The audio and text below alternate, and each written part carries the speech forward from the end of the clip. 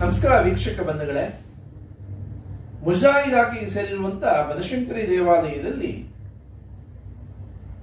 ಮುಜರಾಯಿ ಇಲಾಖೆಗೆ ಮತ್ತು ಬನಶಂಕರಿ ದೇವಾಲಯಕ್ಕೆ ಶಾಪವಾಗಿರುವಂತಹ ಆ 3 ಜನ ಸಹಾಯಕ ಅರ್ಚಕರು ಇಲ್ಲೀಗಲ್ ಆಗೇನು ದೇವಾಲಯದ ಒಳಗೆ ಬಂದು ವ್ಯವಸ್ಥೆಯನ್ನ ಹಾಳು ಮಾಡುವಂತ ಕೆಲಸ ಮಾಡ್ತಿದ್ದಾರೆ. ಈ ವ್ಯಕ್ತಿಗಳು ಕ್ಷಣ ಕ್ಷಣಕ್ಕೂ ಅವರ ತಲೆಗೆ ಏನೇನು ಬರುತ್ತೆ ಅದನ್ನೆಲ್ಲ ಮಾಡೋ ಪ್ರಯತ್ನ ಮಾಡ್ತಾರೆ. ಒಂದು,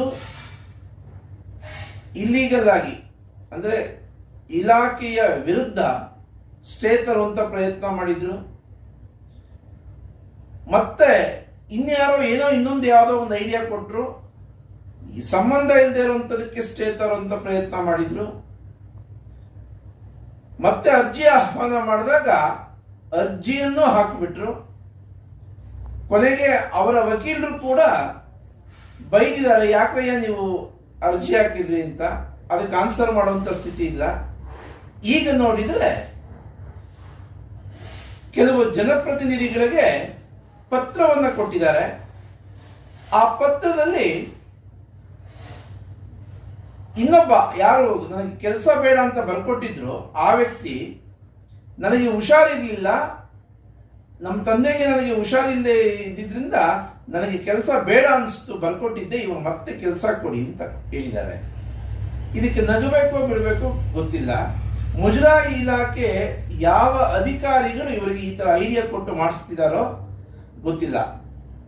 ಇದು ವಸ್ತುಸ್ಥಿತಿ.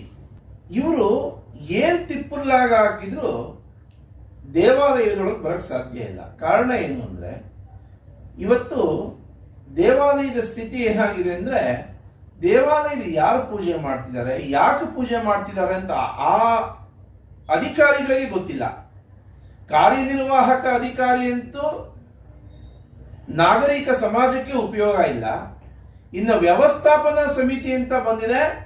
ಆ ವ್ಯವಸ್ಥಾಪನಾ ಸಮಿತಿ ಯಾರು ಈ ವ್ಯವಸ್ಥೆಯನ್ನು ಸರಿ ಮಾಡಬೇಕು ಅಂತ ಡಿಸಿಷನ್ ತಗೊಂಡು ಬಂದಿದಾರೋ ಅದರಲ್ಲಿ ಒಬ್ಬರಿಬ್ಬರು ಬಿಟ್ರೆ ಇನ್ನು ಮಿಕ್ಕವ್ರು ಏನಕ್ಕೋಸ್ಕರ ವ್ಯವಸ್ಥಾಪನಾ ಸಮಿತಿ ಸದಸ್ಯರಾಗಿದ್ದೀವಿ ಅಂತ ಅವರಿಗೆ ಪ್ರಶ್ನೆ ಕೇಳ್ಕೊಳ್ಬೇಕಾಗೋದಂತ ಒಂದು ಪರಿಸ್ಥಿತಿ ಬಂದಿದೆ. ಒಬ್ಬರು ನೋಡಿದ್ರೆ VIP ಅಂದ್ರೆ ರಾಹುಕಾಲದ ಪೂಜೆಗೆ ಬಂದು ಪೂಜೆ ಮುಗಿಸ್ಕೊಂಡು ಹೋದ್ರು ಅಂತ ಅಂದ್ರೆ ನಾಪತ್ತೆ. ಇನ್ನು ಒಂದು 3-4 ಜನ ಯಾವ್ಯಾವ ಟೆಂಡರ್ ನನಗೆ ಬೇಕು ಅಂತ ಬಗಪಕ್ಷಿಗಳ ಹಾಗೆ ಪ್ರಯತ್ನ ಮಾಡ್ತಾ ಇದ್ದಾರೆ. ಈ ಹಿನ್ನೆಲೆಯಲ್ಲಿ ವ್ಯವಸ್ಥೆಯನ್ನು ಸರಿ ಮಾಡುವಂತವ್ರು ಯಾರು? ಹಾಗಾಗಿ ಈ 3 ಜನ ಸಹಾಯಕ ಅರ್ಚಕರಿಗೆ ಭಾರಿ ಒಂದು ಅಸ್ತ್ರ ಏನು ಅಂದ್ರೆ, ವ್ಯವಸ್ಥಾಪನಾ ಸಮಿತಿ ಡಮ್ಮಿ ಆಗಿದೆ, ಅದೇ ನಮಗೆ ಅಡ್ವಾಂಟೇಜ್ ಅಂತ ಅವರು ಯೋಚನೆ ಮಾಡ್ತಾ ಇದ್ದಾರೆ. ಕೇಂದ್ರ ಕಚೇರಿಯಲ್ಲಿ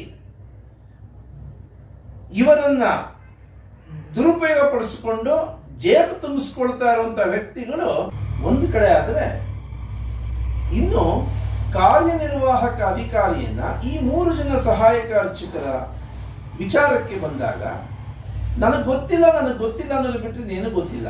ಉದಾಹರಣೆಗೆ ಅಭಿಲಾಷ್ ಅನ್ನುವಂಥ ವ್ಯಕ್ತಿ ನನಗೆ ಕೆಲಸ ಬೇಡ ಅಂತ ಬರ್ಕೊಟ್ಟಿದ್ದಾರೆ. ಅವರಿಂದ ಅರ್ಜಿಯನ್ನು ನೀವು ಹೇಗೆ ಸ್ವೀಕಾರ ಮಾಡಿದ್ರಿ? ಯಾರಾದ್ರೂ ಒಪ್ಪ ಮಾತಾ? ಇನ್ನು ದೇವಾಲಯದಲ್ಲಿ ಕೆಲಸ ಮಾಡ್ತಿರುವಂತ ವ್ಯಕ್ತಿಗಳನ್ನ ಯಾರು ಅರ್ಚಕರು, ಯಾಕ್ರೆಯೇ ನೀವು ಡ್ಯೂಟಿಗೆ ಬರ್ತಿಲ್ಲ, ದೇವಾಲಯದ ವ್ಯವಸ್ಥೆ ಹಾಳಾಗೋದಿಲ್ವಾ ಅನ್ನುವಂತ ಪ್ರಶ್ನೆಯನ್ನು ಕೇಳುವಂತ ಶಕ್ತಿ ಇರುವಂತ ವ್ಯಕ್ತಿಗಳೇ ಇಲ್ಲ ಇವತ್ತು ಬನಶಂಕರಿ ದೇವಾಲಯದಲ್ಲಿ. ಇನ್ನು ಶಬರೀಶ್ ಮತ್ತು ಗಿರೀಶ್ ಅವರನ್ನ ಶಾಕಾಂಬರಿ ದೇವಿಗೆ ಹಾಕಿದ್ರು. ಒಂದು ದಿವಸ ಕೂಡ ಕೆಲಸ ಮಾಡಲಿಲ್ಲ. ಯಾಕೆ ಕೆಲಸ ಮಾಡ್ತಿಲ್ಲ ನೀವು ಅಂತ ಕೇಳಿಲ್ಲ. ಶಾಕಾಂಬರಿ ದೇವಿ ಸಾನ್ನಿಧ್ಯದಲ್ಲಿ ಸತ್ಯನಾರಾಯಣ ಶಾಸ್ತ್ರಿಗಳ ಕುಟುಂಬದ ಸದಸ್ಯರು ಕಳ್ಳರ ಕಾಕರ ಗೂಡಾಗಿದೆ ಇವತ್ತು. ಇದೆಲ್ಲವನ್ನು ಕ್ರೋಢೀಕರಿಸಿ ನೋಡಿದಾಗ ದೇವಾಲಯದ ವ್ಯವಸ್ಥೆ ಸಂಪೂರ್ಣವಾಗಿ ಹಾಳಾಗಿದೆ. ಮಾನ್ಯ ಆಯುಕ್ತರು ಇದರ ಜವಾಬ್ದಾರಿಯನ್ನು ತಗೊಳ್ಳಬೇಕು, ಇದನ್ನ ವ್ಯವಸ್ಥೆಯನ್ನು ಸರಿ ಮಾಡಬೇಕು ಅಂತ ಮಾನ್ಯ ಆಯುಕ್ತರಿಗೆ ಆಗ್ರಹ ಮಾಡ್ತಾ ಇದ್ದೀನಿ.